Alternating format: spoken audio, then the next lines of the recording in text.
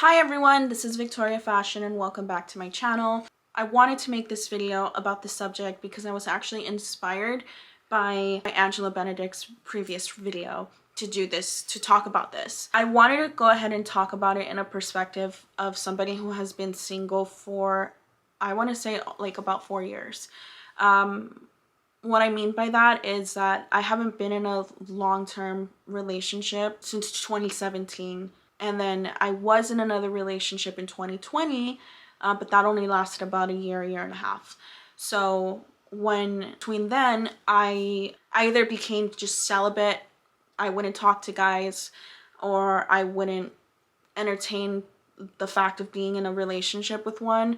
And then other times I would be talking to men, and it's been an experience actually. So I have been, but if you want to know where I'm at now, I am single. I'm celibate. I haven't been with anybody. I'm just like, I'm just living my life and going with the flow. And one of the reasons why is because I don't trust men. I have a hard time trusting men. I've been gaslit, I have been love bombed, I have been manipulated, and I have been with a narcissist. So know that word has been overused a lot, but with a narcissist, but also with guys who had a lot of narcissistic tendencies. Being single just brought a lot of insight, and I have codependency issues.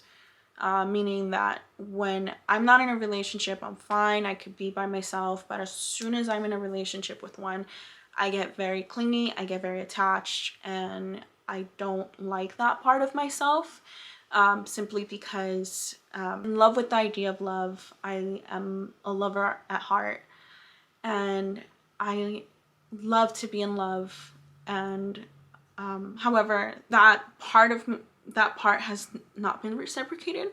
At first I thought it would be, but it was never the case. Instead, it turned into love bombing and manipulation. So now I'm much more cautious ever since I was with my previous ex, the one that I was with for about a year. I've seen an influx of how much goth girls have been so popular, especially when that whole situation of like that big titty goth girlfriend came to become very popularized in social media. I honestly fucking hated it so much. I was like, fuck you, I am not your big titty goth girlfriend, you can go fuck yourself. Hated that because it showed how much people sexualize us and think that we're just a genre of corn, that they don't even see us as a person. And I think that's what, like, it's always been that way, even during the 90s, but now it's gotten a lot worse. So, and I have seen how men degrade us and talk about us. For example, there's this one video, I don't know who the fuck told you this information, but Deftones is not goth, by the way. Y'all are tripping. I love Deftones, and I know they're not goth. Like, what the fuck is wrong with you? I'm sorry, like, you guys are a joke sometimes. And like, there's this clip that I saw that there was some guy who was at Cruel World Fest, and he was like, oh, are you a big titty goth girl? Oh, are you a goth girl? Are you a goth bitch? It's like, oh my God. It was so cringy, and it pissed me off so much that I'm like, wow, you guys are idiots. And yeah, it's very sad because now you don't know, like, the dating circle, the dating pool is hard, but it's even harder when you're a goth because, for example, in Tinder, sometimes when I did have Tinder, I did have dating apps, but recently I just decided to just remove them from my phone because honestly it was just a waste of time. I would only talk to people because I was bored. There was this one guy that thought that I wasn't real, and I was like, okay, fine, like, he and it was just so boring. And it was frustrating too, and it was just cringy, and some of the things that guys messaged me was just so fucking funny. But I don't know if they thought I was a catfish or something, but that was just funny to me. It's very scary now because a lot more of like normal guys, you can say, or men that are like more, I don't know, your average Joe or your Chad, they tend to sexualize us. And some of the things that I have seen people say, it's just very horrifying. Those are the same guys that would bully you when you were a kid in high school as a goth. It doesn't make sense to me. Yeah, I think that right now it's a very scary time to be a goth girl. I think it's calmed down a lot because, but there's always just like roller coaster, and it comes in waves of like, you know, I need me a goth bitch or that big titty goth girlfriend. It's like, honestly, I think that there's this like stigma that like goth girls are freaky in bed and that we're into BDSM and that we like to be treated like shit and we're submissive and all these stereotypes. You know, we're just us, you know, that's just like a music that we love and cherish, but that doesn't mean we're like all those things that you hear in the media. And I have even seen some women throughout the time that I've been in this subculture.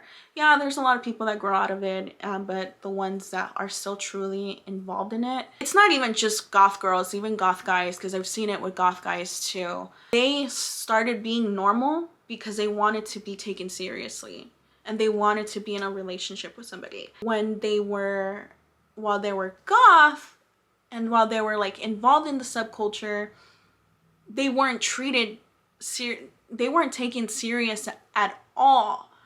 And I've had that experience as well. And then they end up getting married and doing all those things, but it's like, why are you gonna change who you are for a guy?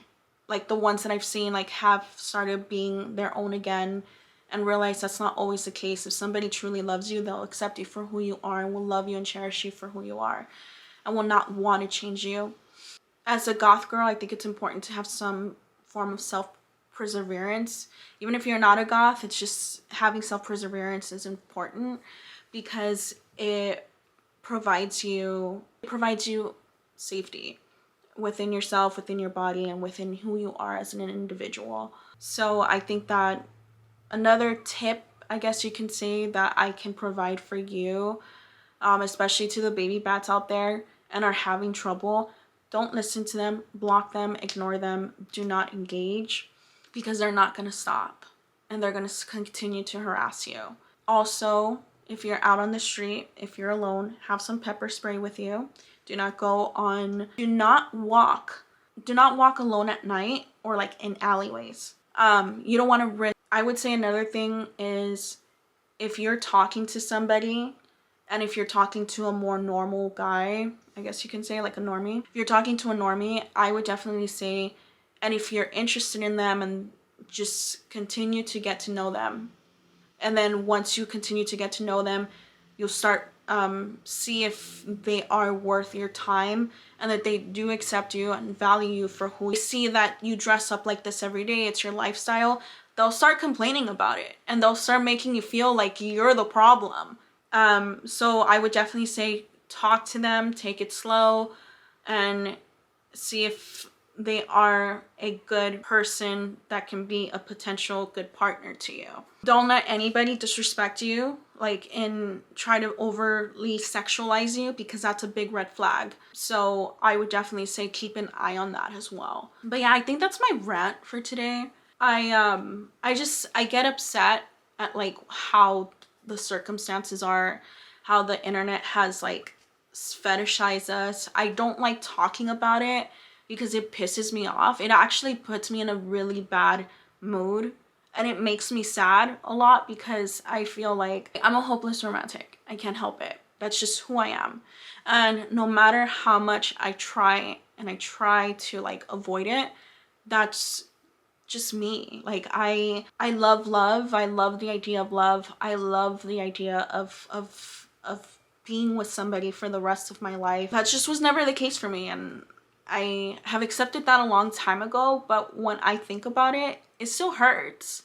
And it actually, when I do think about it, and when I start feeling think about it, I start like crying, because I'm grieving something that I've accepted.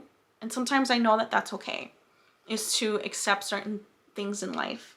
We cannot all get what we want, and right now the best thing I can do is work on myself and work on my own happiness and fulfill my own cup, so I can fulfill, so if that does happen, but again, even if it doesn't, at least I'll have a cup that I will have my own cup to fill, and it's filled already, and I can share it with somebody. But for now, it's like, I don't want to be a fetish to somebody. I don't want to be having my time wasted just because, I don't know, because you thought I was hot on the internet, and like, and you saw me on a dating app, and like, it's, and then you have problems. No, I don't want to waste my time.